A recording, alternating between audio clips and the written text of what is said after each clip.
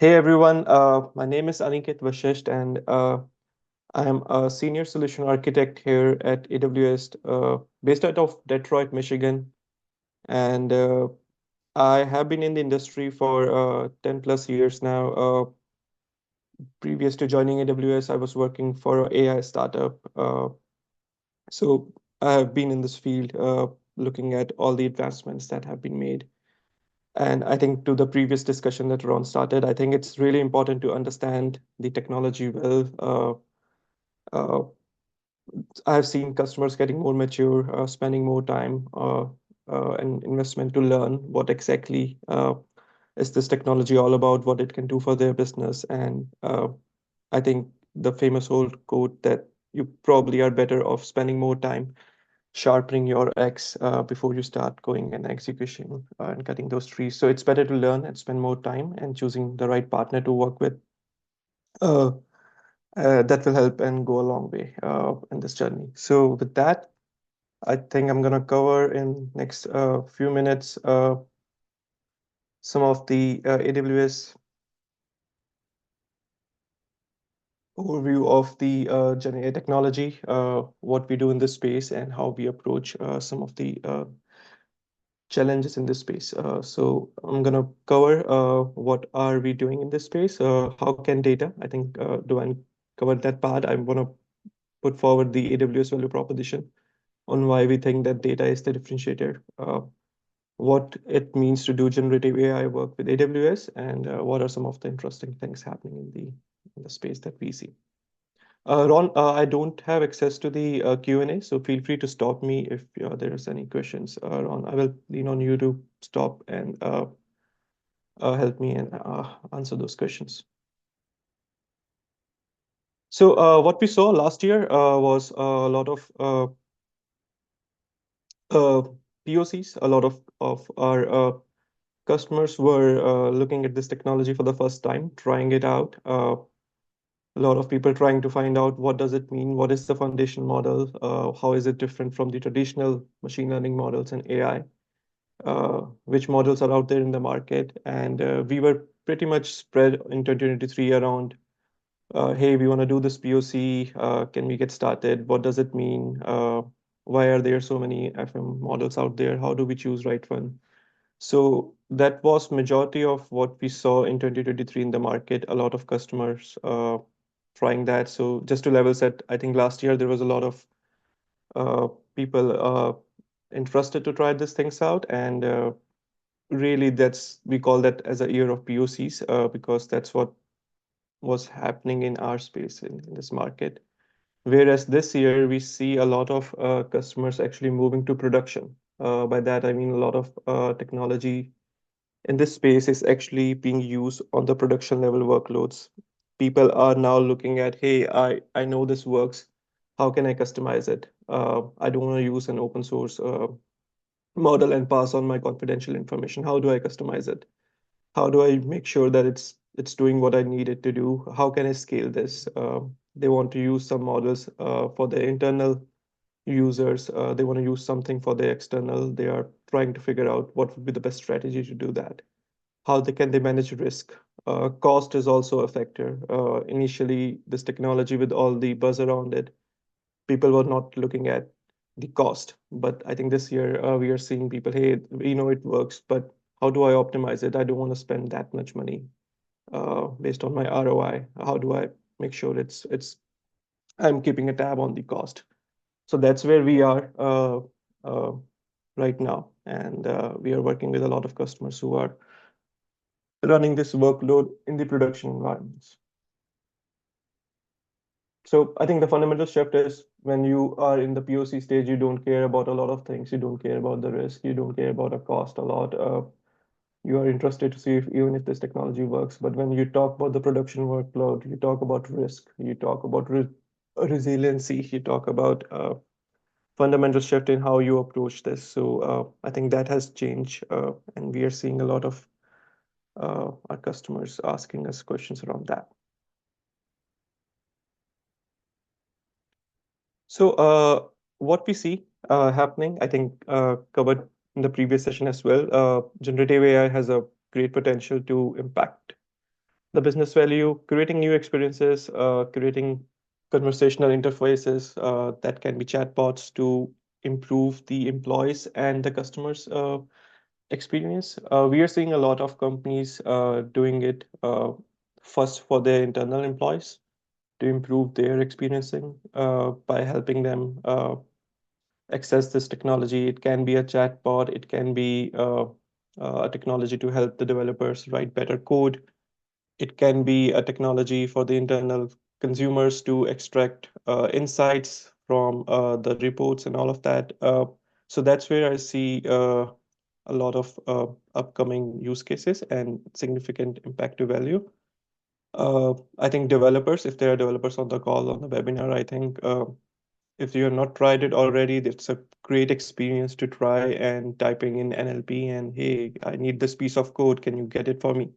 I mean, it's something, it's out there for users to try, and I think it is a different experience, especially if you are into the coding, you have been doing it for long.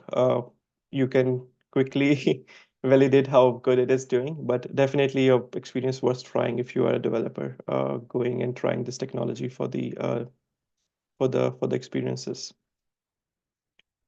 Uh, Expansion to that, some of the use cases across industries. This covers all the vertical that AWS operates in. Uh, Conversations, as I covered, analytics, personalization, code generation, content creation. We are seeing a lot of interest from the uh, entertainment or the media and the images space where content is one of the strong strengths of GenAI, and how can you use it to optimize some of the work there? Data augmentation, document processing, fraud detection. These are some of the more advanced cases that we are seeing in the industry, and we are working alongside with our customers to bring them to the life. So we walk the talk at Amazon. If you guys are Amazon.com customers, which I think a lot of people are, so if you have not yet tried it, I encourage you to go and try Rufus. It's a generative AI in action. You can do it right now on your cell phone. You can go and play with this Gen AI shopping assistant. So it is the uh, one of the innovations that we did at Amazon, along with some of the work at Amazon Pharmacy. Uh, Amazon Pharmacy, I have a next slide as well to talk about the use case. But yeah, Rufus is our generative AI powered shopping assistant trained on Amazon catalog, customer reviews, Q&As. So all the information that is on the Amazon.com, we have trained this Rufus assistant on that. It is intended to deliver a better shopping experience for the customers. So if you have not tried it, I encourage you to go and try it and see the technology in real life, in action, and interact with generative AI and see if it actually is something that is nice. And if there is a feedback, you can submit the feedback to the Amazon teams.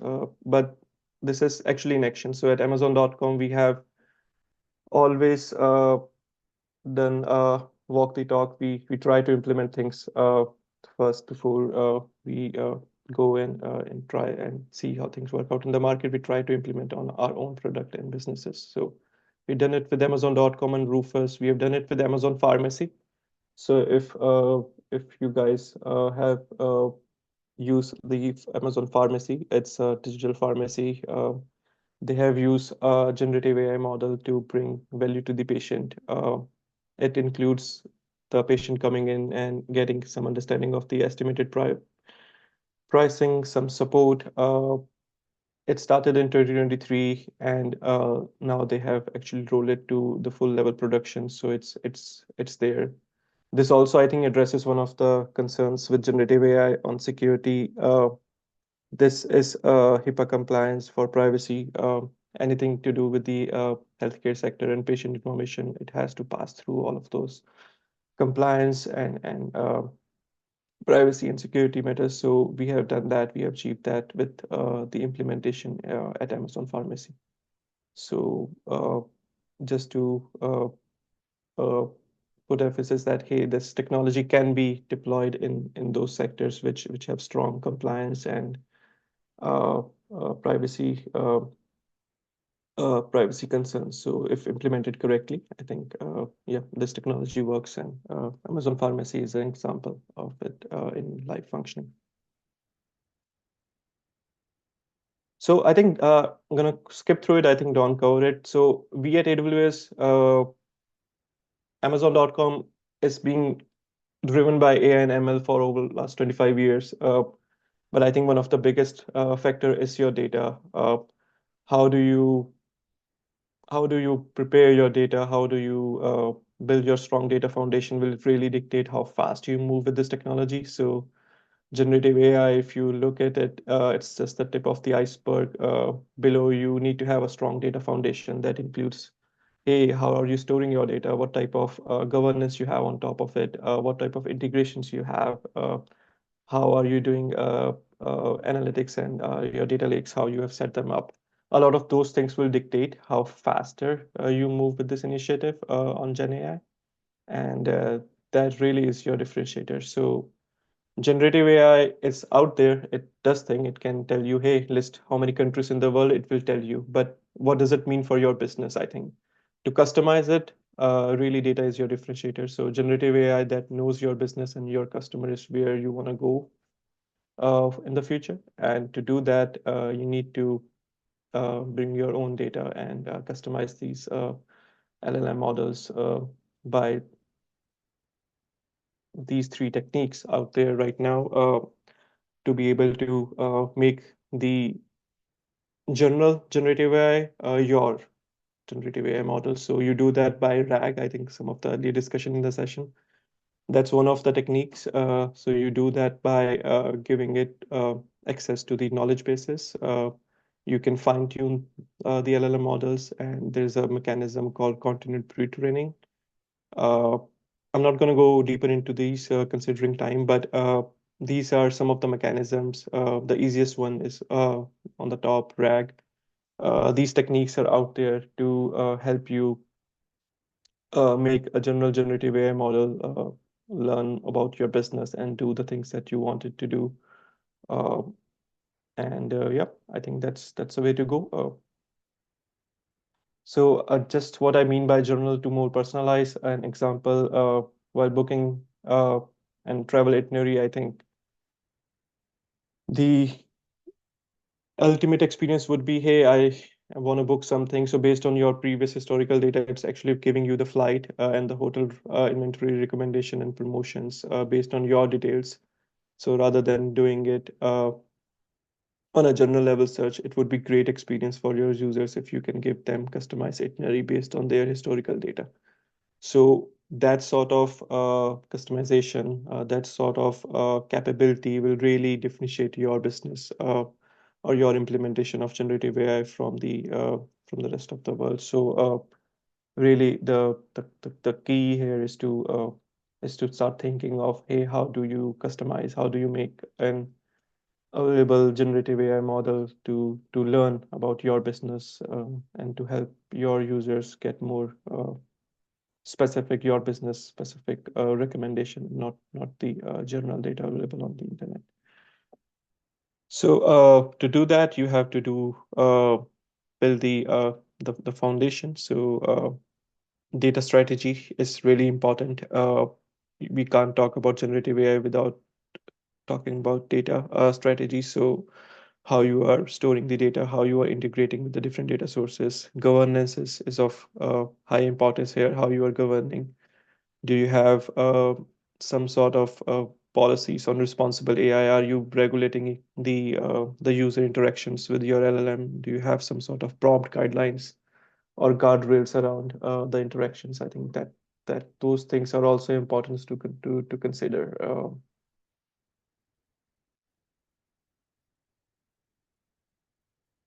So yeah, I think the recommendation from our side is to start somewhere, move quickly. The technology is changing very fast. I think this is one of, in my lifetime, this is one of the technologies which is exchanging every couple of weeks there is a new announcement, and there are things out there, but it can get overwhelming for some folks. But I think the key here is to start somewhere, see if it works, customize it to your business, and if it works, then how do you scale it?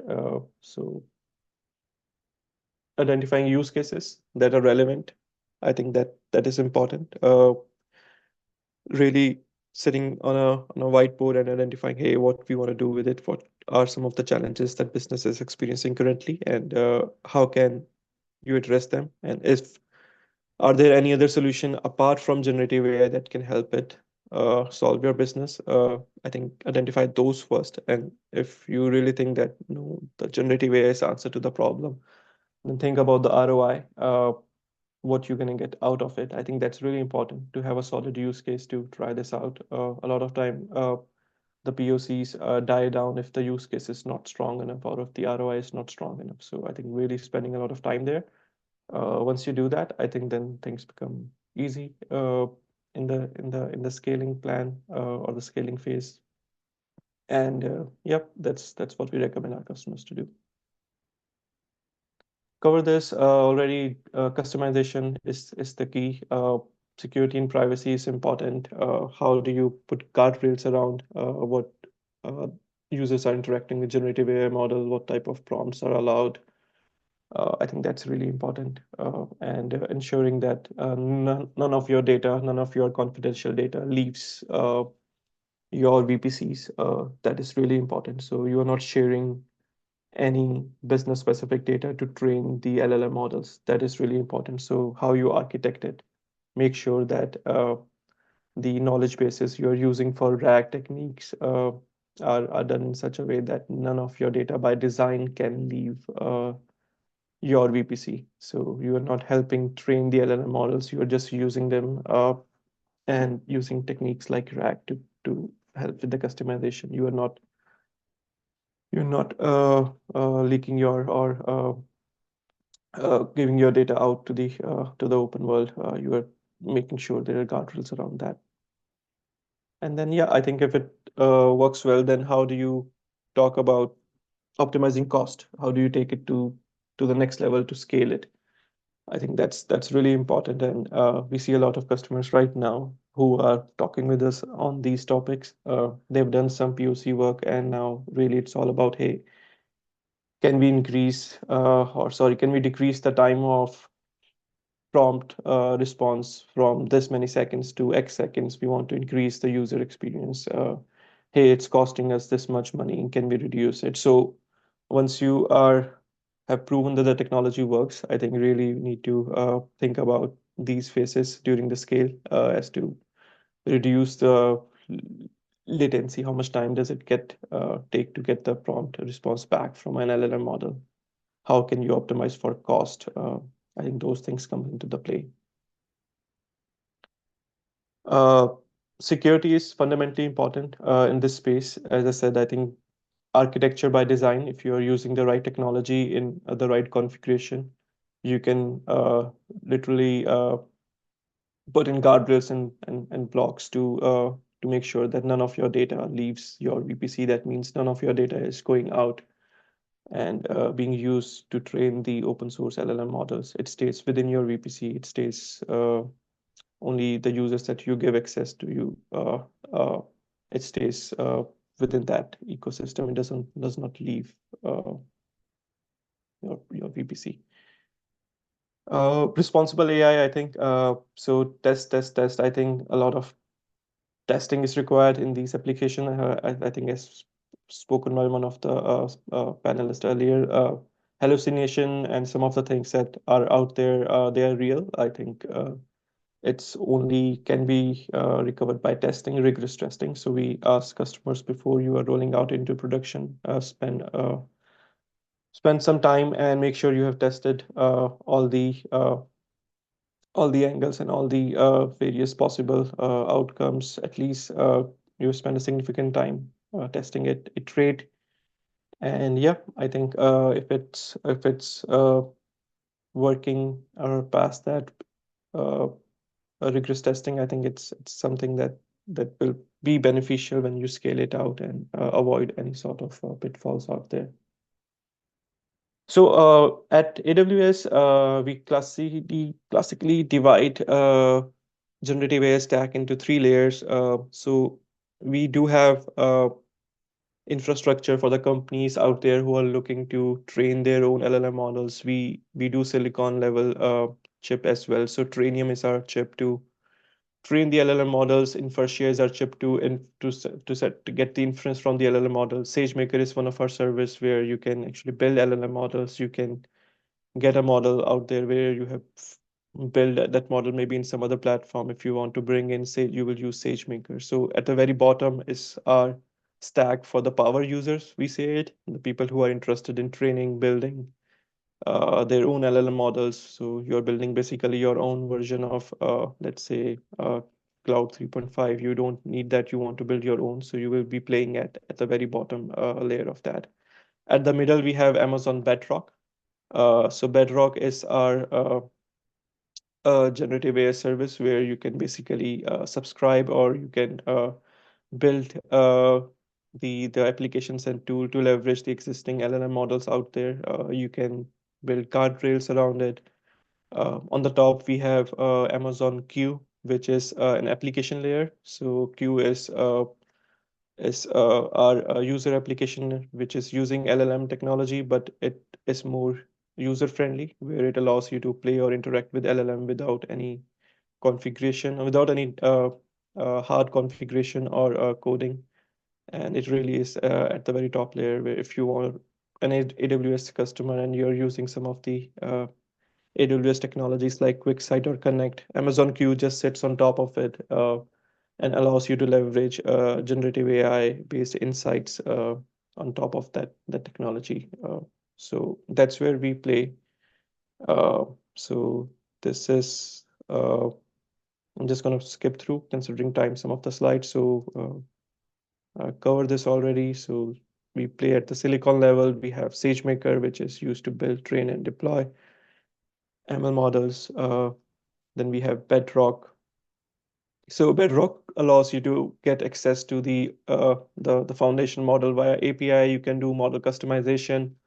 You can do RAG. You can make sure there are guardrails around it. You can do prompt engineering, all in the Bedrock service. So this is where I think architecture-wise, you have to make good decision when you are thinking of a GenAI use case using Bedrock. None of the customer data is used to train the underlying model. So let's say you are subscribing to Anthropic model and you are using Bedrock to access that model. Fundamentally, by design, none of the data that you will use to do either RAG or customization, pre-training, none of that data will be used to train the underlying open source model. All the data is encrypted, and we have used this same technology to release, I think, the earlier uh, two features that I was showing on Amazon.com, Rufus and Pharmacy. So achieving compliance is possible, and we have already done and proven it. This is some of the choices of the models out there, and list might not be the latest. We keep on updating it.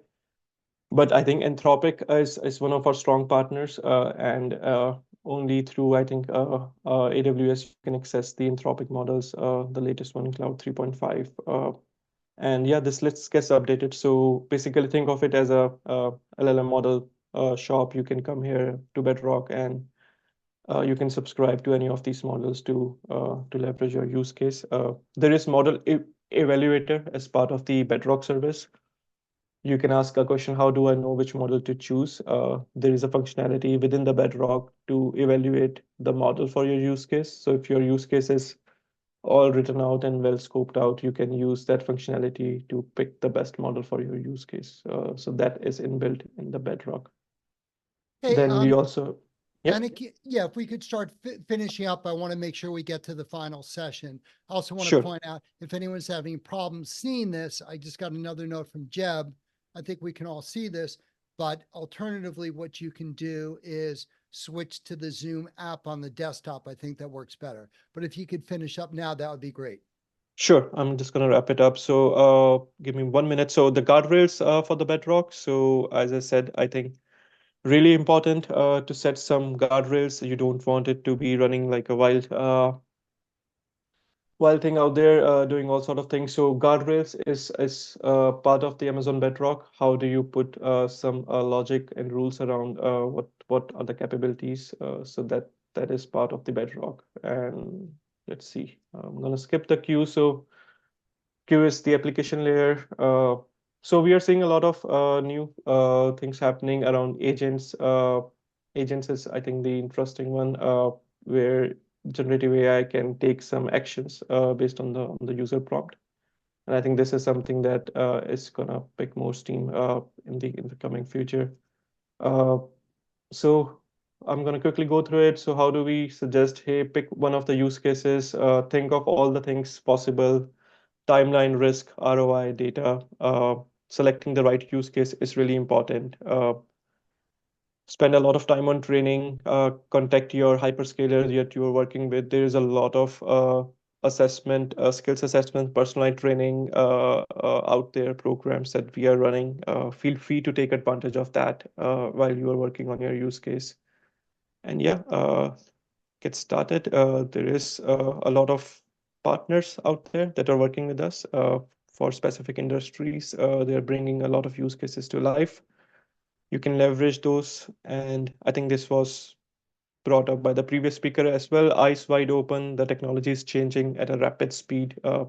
Flexibility is the key. I think not locking yourself with a particular vendor or a particular piece of technology is the key. I think, like flexibility is important. Make sure the architecture is flexible to adapt. No one size fits all. So there is uh, a lot of things out there in the market. And yeah, work with the experts and the hyperscalers to do what's best for your business. So that I with that, Ron, I think I'm stop sharing the screen. I can take any questions.